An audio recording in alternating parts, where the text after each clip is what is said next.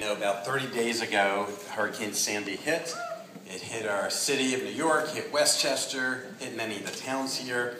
There's one house it hit. It dropped about 4 feet of water into that first floor of the house, knocked out their heat, their water, their heating, their hot water, the whole first floor was shot. And that family, they were evacuated along with most of their neighbors, so they didn't see it until the next day. So the next day they come, they see their house, the first floor is shot. And what happens within an hour, some of their neighbors, I think, hear the story, Russell Wolf, Scott Schneiderman dropped by with pumps. Other neighbors, Yale Zoland, Chris Caro came by with pumps, water pumps. Their next door neighbor, Andy and Andrea Potash, let them run a 300-foot extension cord so they can run the pumps. They also started cooking meals for the workers, for the neighbors. Tara and Wayne Goldstein put this family up for a Shabbat dinner. Bob and Goodman and Jane Lippman put the family up for a week at their house. And Lori Gursky then found them another place to live after.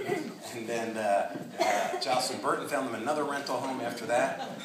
So what do these people have in common? I mean, it just shows you the strength of the community and the power of what it's like to have that caring community. That's really not just for that small example, but everybody here in the room. This is what UJA does. All those people, not only do they love their neighbors, but they all are donors of UJA. Why? Because they believe in the mission, just like everybody here.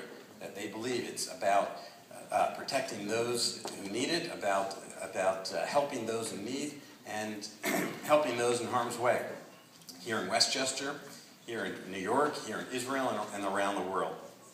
So I'm proud to be annual campaign chair this year and to help spread that mission. And you've heard about the great things that UJA has done throughout the year, and they really rose to the occasion in the past month. I mean, there hasn't been a day that they haven't had a mission down to the Rockaways, down to the 5 towns, Staten Island, Del Harbor. I mean, everything from even here in New Rochelle. I know they had a J-Team program that they ran that had all the kids helping elderly clean up from the storm damage.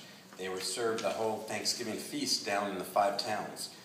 They had tens of thousands of food was collected here at UJA Westchester and distributed, of 10,000 pounds of food and school supplies and clothes distributed and continues to be distributed. So, of course, UJA is right there in the thick of it and helping. As you may have heard, they've also allocated $10 million to help kind of restore this Jewish community and help support everybody through their agencies, and their synagogues will help get this Jewish community back up to where it was. UJA is not only out there in the 5 towns and so forth, but they're also in Israel. They're in Beersheba, in Sderot, and Ashdod, and Tel Aviv. They've also committed $5 million to the Israel Relief Fund and the Israel Terror Relief Fund, and have made great strides and through their agencies and have really made it down. So again, as Linda said, we are, I'm proud to work with everybody here, and you guys are our most committed leaders, our most committed donors, and so I wanted to thank you for all your support this past year, and thank you for your contributions to the annual fund. And as you know, this annual fund lets UJA continue to do the great work that they do on every day, and also helps them do the great work they do when there's a crisis, and helps them get prepared for the crisis. So thank you again, and now I'm going to call up Ellen and Karen, who are going to give you a little bit of an experience that they had on some of their missions in the Rockaways. And by the way, if anybody was curious, that homeowner was actually myself. But we have insurance, so we're doing fine. And expect it back in 3 weeks. All right, Karen and Ellen.